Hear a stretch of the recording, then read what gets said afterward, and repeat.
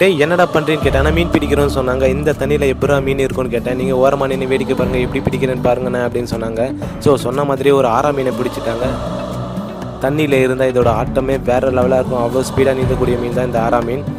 இது கையில் பிடிச்சாலே பயங்கரமாக வழுக்கும். இதை கையில் பிடிக்கவே முடியாது அவ்வளோ சீக்கிரமாக. இவரும் அசால்ட்டாக கையில் பிடிச்சி எடுத்துகிட்டு வந்துட்டுருக்காரு.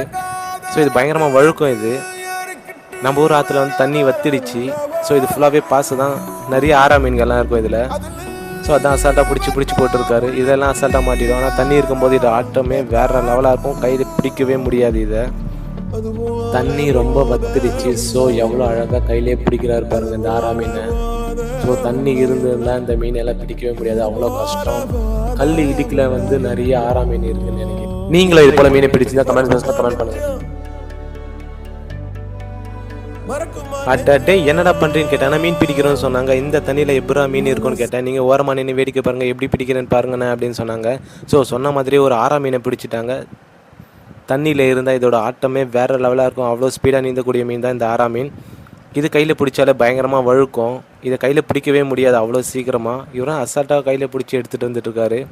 ஸோ இது பயங்கரமாக வழுக்கும். இது நம்ம ஊர் ஆற்றுல வந்து தண்ணி வத்திடுச்சு. ஸோ இது ஃபுல்லாகவே பாசு தான்.